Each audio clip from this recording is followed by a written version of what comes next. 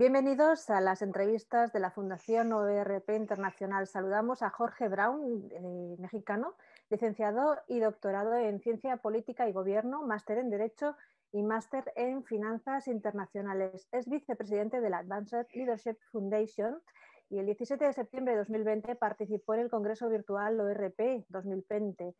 Cita congresual pionera en emisión en directo con la conferencia El valor de las personas en la era digital. Bienvenido, Jorge. Muy buenos días, muchísimas gracias por esta oportunidad. Jorge, usted apuntó en el Congreso OERP 2020 que las habilidades digitales que necesitamos las personas para nuestro desempeño y desarrollo laboral, independientemente de nuestro momento vital y profesional, pueden ser el alfabetismo digital, las competencias y las cualidades personales. Las dos primeras suelen ser muy detalladas en las ofertas de empleo, pero no las terceras. Aún no tienen un peso tan potente para figurar en las peticiones de las ofertas o en el propio currículum. Por ejemplo, las ofertas que vemos en LinkedIn. ¿Cómo se acreditan esas competencias? ¿Son referencias de los antiguos jefes o los antiguos compañeros? ¿Cómo se sabe que son empáticos o resilientes, por ejemplo?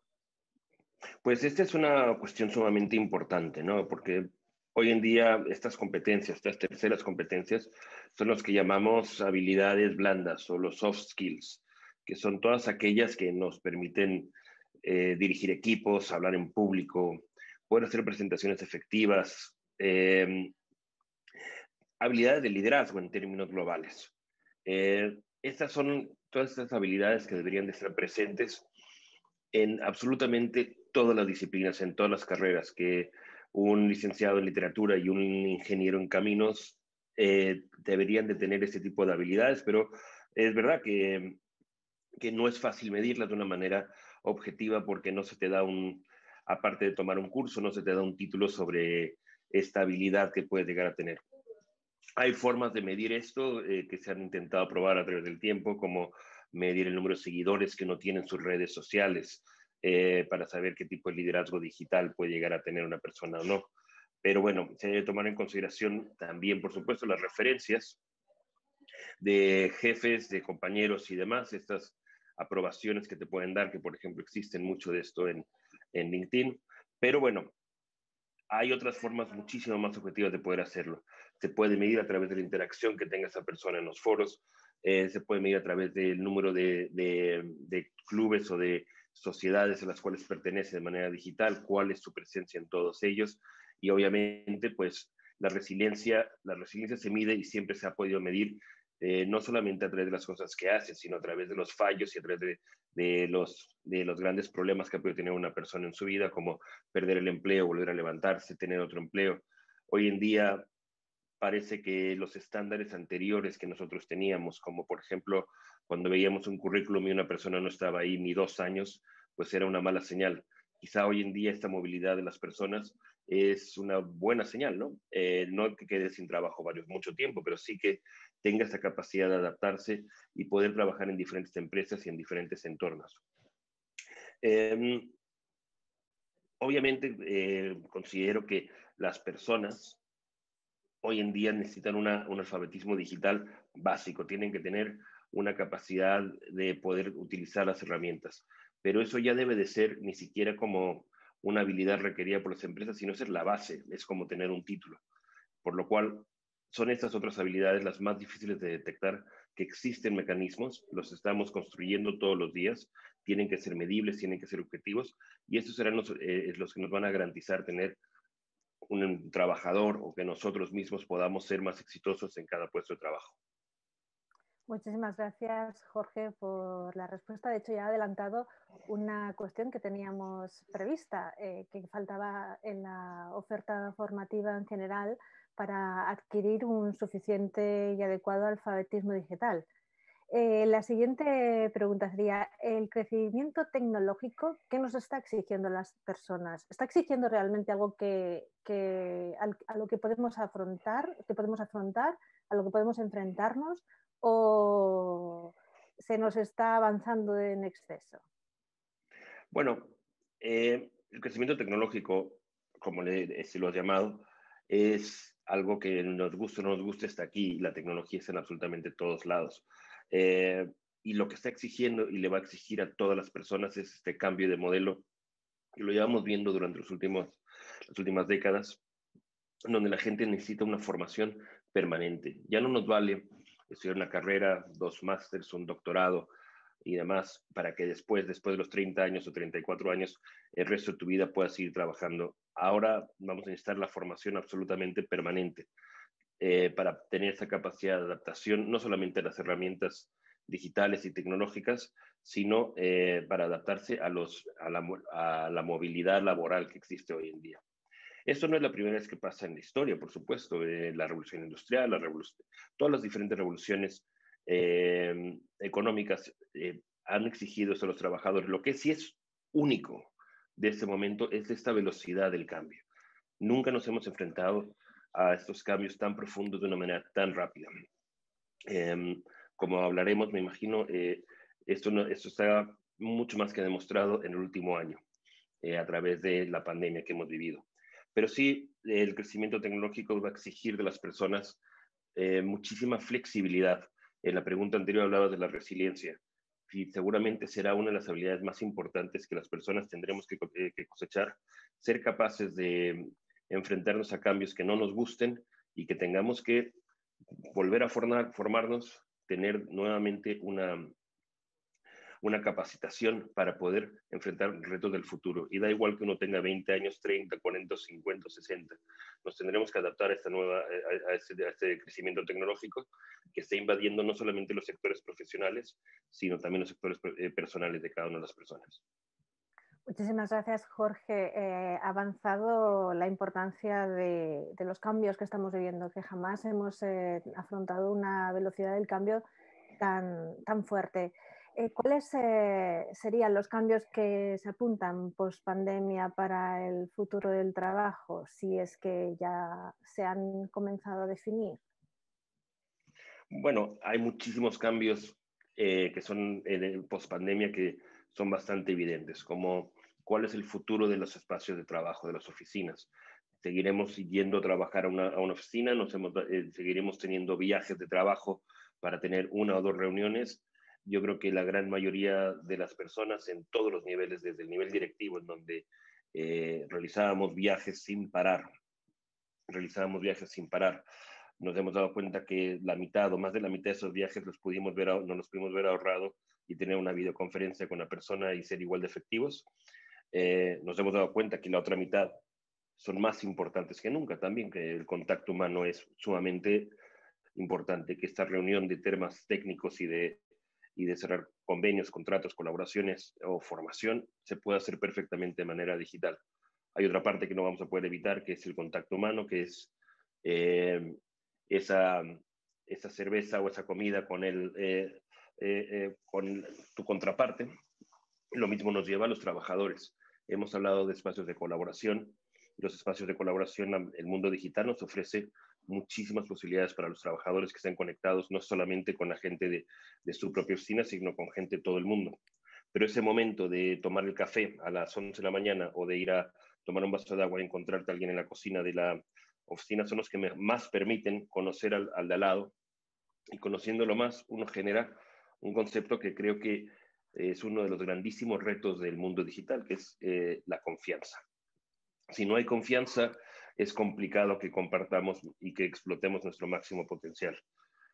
Por otro lado, pues sí, obviamente la conciliación de la vida laboral y personal creo que va a ser el gran tema de los próximos años. Se está haciendo ya este año. Muchísima gente se dio cuenta que por la pandemia, con el teletrabajo, que estaba trabajando muchas más horas de las que trabajaba cuando estaba viendo la oficina, que no había un momento de desconexión en donde por lo menos ibas a trabajar dependiendo de tu cargo, pero desde los cargos más básicos de 9 a 6 de la tarde, a 7 de la tarde, y a las 7 de la tarde tu vida empezaba privada, ya no tiene que ver con lo laboral.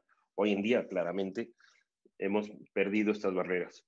Hay países que han hecho muchísimos avances en ese sentido, como Alemania o como Suecia o Dinamarca, en donde aunque un jefe te manda un correo a las 10 de la noche, este correo lo puede enviar, pero el trabajador nunca lo va a recibir sino hasta que empieza su jornada laboral.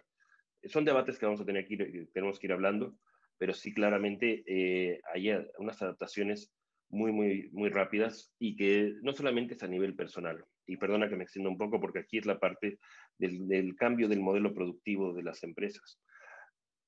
Tener un empleado en una empresa tiene un coste para la empresa, tiene un coste de metros cuadrados de alquiler o de compra de una oficina, tiene un coste de infraestructura tecnológica y hemos visto que la efectividad o la eficiencia de un trabajador no ha disminuido de una manera importante con la pandemia, por lo cual hoy en día estamos pensando en cómo encontrar este balance y va a ser, yo creo que uno de los temas más importantes a discutir. Y en ese sentido, obviamente, y para una de las cosas que más importa dentro de la Fundación ORP, pues los riesgos laborales serán otro tipo de riesgos laborales que existan y qué es lo que va a suceder, porque ya no estás en una oficina en donde la empresa tiene una gran capacidad de controlar el riesgo, sino ahora no tendrá la capacidad de controlar cómo tienes tu casa, si de una manera o de otra, o hacerlo de otra manera. Y ese será, yo creo que un debate sumamente importante para el mundo de la CRT.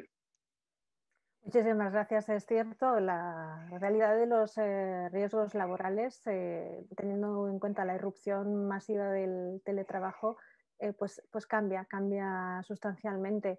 Ha apuntado aspectos tan interesantes como la confianza, la necesidad de la confianza, la conciliación, que quizás en el futuro sea un poquito diferente porque ahora mismo tenemos restringida nuestra movilidad, si bien no son confinamientos estrictos. La movilidad es una medida de protección comunitaria y aún se mantendrá.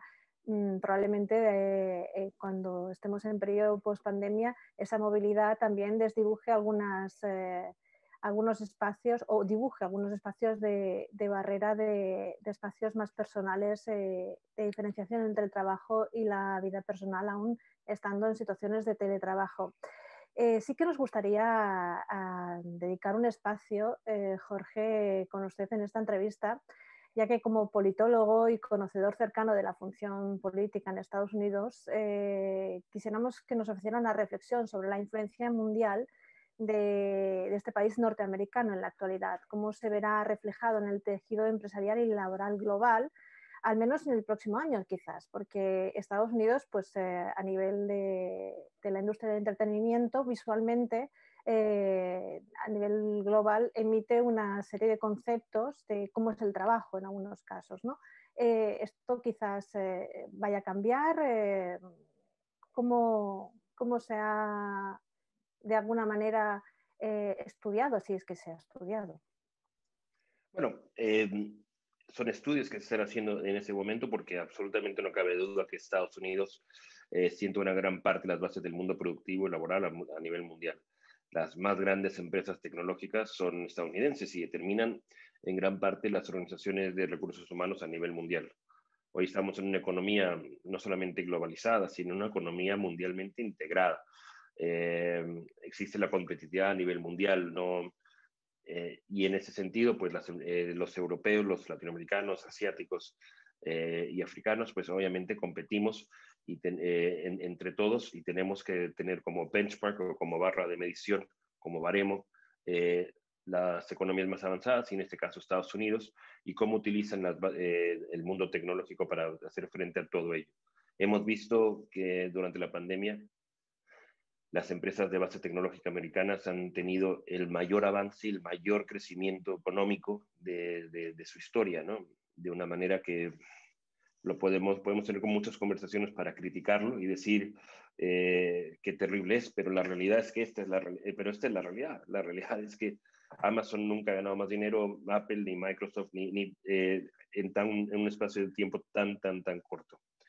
En Estados Unidos nos hemos dado cuenta también, y por la parte política, y también que afectará a lo laboral de una manera muy importante, como no el lado bueno de la tecnología, sino el lado más nefasto o el lado más potencialmente dañino para una sociedad a través del uso de las redes, como con el expresidente Donald Trump, de que ya no sabes qué es cierto, qué es falso, la creación de todo este concepto que hace 5 años no existía, que era fake news y que creo hace 4 años ya para nosotros es una palabra de uso absolutamente cotidiano.